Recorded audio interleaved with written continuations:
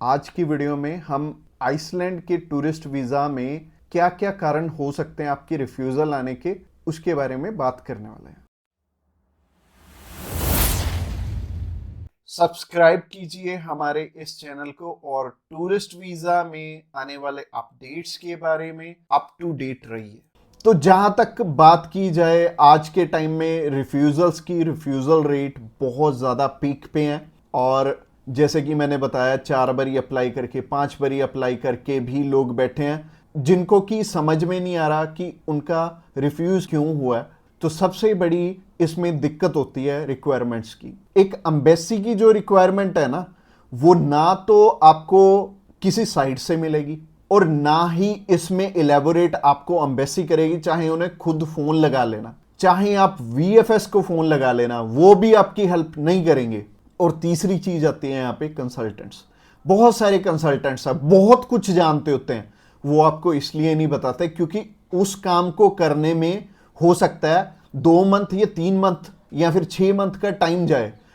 तो मेनली बात यही है कि जब भी हमने टूरिस्ट वीज़ा अप्लाई करना है, हम ध्यान से देख लें कि हमारी रिक्वायरमेंट पूरी हो रही है और किसी अच्छे कंसल्टेंट के थ्रू ही अप्लाई करना। मैं तो एक चीज़ बोलता हूं कि बड़े नाम के पीछे तो कभी मत जाना। देखो, अभी कोई बड़ा नाम है तो उन्हें कोई फर्क नहीं पड़ता कि आपका वीज़ा आए चाहे आपका रिफ्यूज़ हो। बट हाँ, जैसे हमारे जैसी कंपनीज हैं जो कि अप्लाई करने का भी खर्चा बहुत कम लेते हैं और इसके बाद भी आपको पूरी पूरी सपोर्ट करते हैं हर एक फील्ड में, हर एक चीज में आपकी डॉक्यूमेंटेशन बहुत अच्छे से बनाते हैं। क्योंकि जितने नॉमिनल कॉस्टिंग हम लेके चल रहे हैं ना, अगर आपका वीजा आएगा तभी हमारा बेनिफिट है। अगर आपका वीजा आएगा, आप 10 रेफरेंस हमें दोगे तभी हमारा बेनिफिट है, अदरवाइज हमारा कोई बेनिफिट नहीं है। जो पर्सन आपसे ऑलरेडी 25,000 50,000 रुपए एडवांस में ले रहा है, उन्हें आपकी प्रोफाइल से कोई मतलब नहीं है। अच्छा, दूसरी तरह के कंसल्टेंट ये हैं कि जो हायर साइड पे 20-25 हजार रुपए आपसे पहले भी लेते हैं और 10 लाख रुपए बाद में भी लेंगे। उन्हें भी आपकी प्रोफाइल से बहुत हद तक कोई मतलब नहीं है क्योंकि उन्होंने आपसे एडवांस ले लिया है और उन्हें यह फर्क नहीं पड़ता कि आपका वीजा आए या ना आए। वो अगर 10 केस अप्लाई करेंगे तो उसमें से एक वीजा तो वैसे ही आ जाता है, तो उनके 10 लाख रुपए तो वैसे ही बन गए। तो उन्होंने आपकी टेंशन क्यों लेनी है? तो सिंपल सी बात है, मैंने आपको अपना मोटिव बता दिया है कि हम रिक्वायरमेंट आपकी अच्छे से क्यों फुलफिल करवाते हैं जब भी आपने टूरिस्ट वीजा अप्लाई करना होता है। क्योंकि हमें आपसे बहुत कम पैसे मिलने हैं। अगर आपका वीजा नहीं आएगा, आपसे हमें रेफरेंस नहीं मिलेंगे, तो हमारा फायदा ही नहीं है इस काम में आने का। इसके अलावा पहला रीजन तो हो गया जो कि रिक्वायरमेंट के ऊपर है कि रिक्वायरमेंट अपनी बहुत अच्छे से समझ लेना और पूरी कर लेना, तभी वीजा अप्लाई करना। और दूसरा रीजन है कि आपके फाइनेंशियल डॉक्यूमेंट्स बहुत अच्छे से फुलफिल नहीं हुए होते। तो फाइनेंशियल डॉक्यूमेंट्स अगर अच्छे से पूरे नहीं होंगे तो एम्बेसी आपको वीजा, आप ही बताइए, कैसे देगी?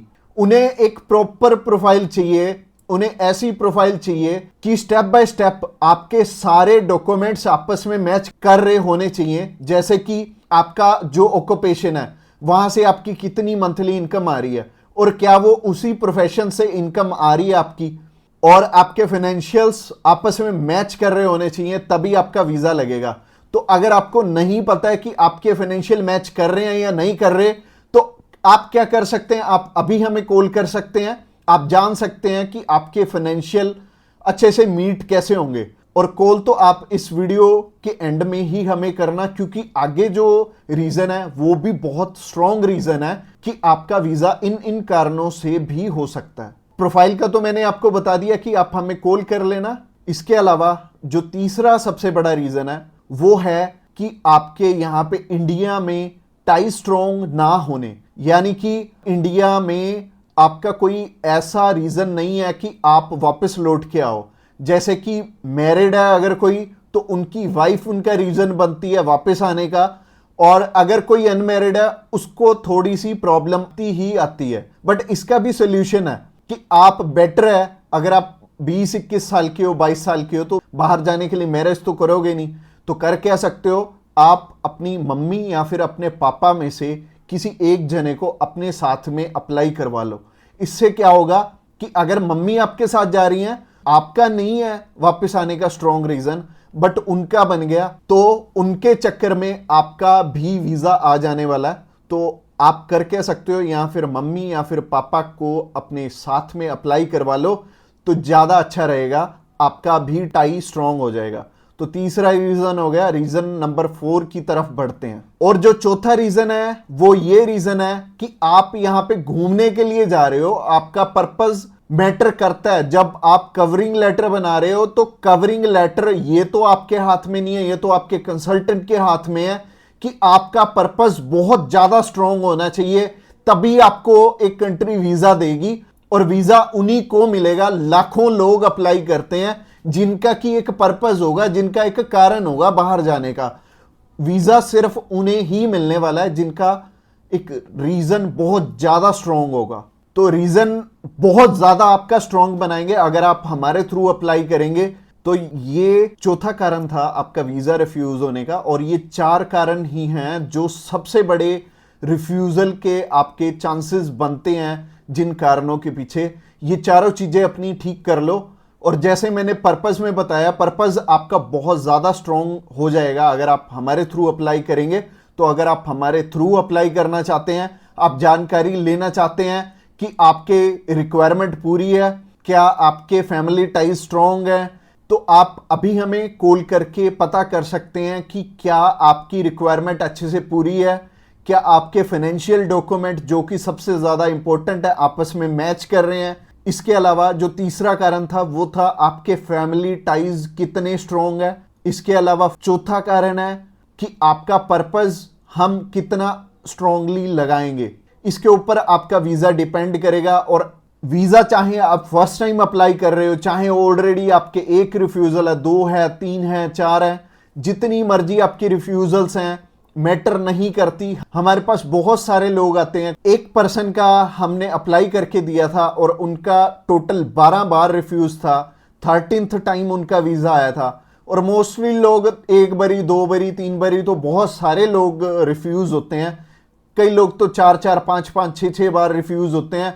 इवन उन्हें ये नहीं पता लगता कि हम करें तो करें क्या। वीजा तो हमें लेना है, और लेना भी बिल्कुल सही मायने में है, एक्स्ट्रा पैसे देके नहीं लेना, एक बिल्कुल नॉमिनल चार्जेस में ही अप्लाई करवाना है किसी से। तो उस कारण में वो ट्रैवल हिस्ट्री वाली साइड भी जाते हैं। तो ट्रैवल हिस्ट्री वाली साइड मैं तो बिल्कुल नहीं बोलूंगा कि आपको ट्रैवल हिस्ट्री बनानी चाहिए, क्योंकि इस टाइम एयर टिकट्स ही इतनी महंगी हैं कि अगर आप एक कंट्री में भी ट्रैवल करते हैं तो आपका 70 से 80 हज़ार रुपये लग जाते हैं। इसके अलावा अगर आप 3-4 कंट्रीज में ट्रैवल कर लिए तो आपके 3-4 लाख रुपए खराब हो जाने वाले हैं। और जैसे कि मैंने आपको पर्पस वाली वीडियो में बताया था, 15 से 16 हज़ार रुपये में आप हमारे थ्रू अप्लाई कर लेंगे और आप कम से कम 3 लाख रुपए में अपना 20 बारी अप्लाई कर पाओगे। तो ट्रैवल हिस्ट्री पे बिल्कुल भी पैसे मत लगाना। इसके अलावा अगर आप हमें अभी कॉल करना चाहते हो, कॉल कर सकते हो नीचे दिए गए नंबर पे। और इसके अलावा आप हमें व्हाट्सएप पे भी मैसेज कर सकते हो। व्हाट्सएप पे मैसेज करने के लिए डिस्क्रिप्शन बॉक्स में लिंक है, उस लिंक पे क्लिक करते ही आप हमें मैसेज सेंड कर पाएंगे और हम भी आपकी inquiry as soon as possible हम लेने वाले हैं। और हमारी टीम्स ऑफ एक्सपर्ट्स हमेशा रेडी है, और वो सारे टीम मेंबर्स को पर्सनली मैंने ही ट्रेंड किया हुआ है, और आपकी हर एक ज़रूरत को वो समझेंगे और फिर उसी अकॉर्डिंग आपको गाइड करेंगे। और आपको बिल्कुल भी टेंशन नहीं लेनी, जब भी आपने वीज़ा अप्लाई करना है आप हमारे थ्रू ईजिली कर सकते हैं। अगली वीडियो हमारी सी टाइप के वीज़ा के ऊपर रहने वाली है कि सी कैटेगरी में बहुत सारे हमारे पास ऑप्शन होते हैं अलग अलग, जिनके थ्रू की वीज़ा अप्लाई करने में हमारा पर्पस बहुत स्ट्रॉन्ग हो जाता है। तो सी टाइप में जैसे कि बिजनेस वीज़ा हो गया, स्पोर्ट्स वीज़ा हो गया, कल्चर वीज़ा हो गया, मेडिकल वीज़ा हो गया, तो ये सारे वीज़ा के बारे में हम बात करने वाले हैं, जो कि हमारी नेक्स्ट वीडियो रहने वाली है। तो आपने क्या करना है, हमारी नेक्स्ट वीडियो को भी जरूर ध्यान से देखना। Thanks a lot for watching this video till the end, और मिलते हैं किसी बढ़िया सी वीडियो में नेक्स्ट टाइम।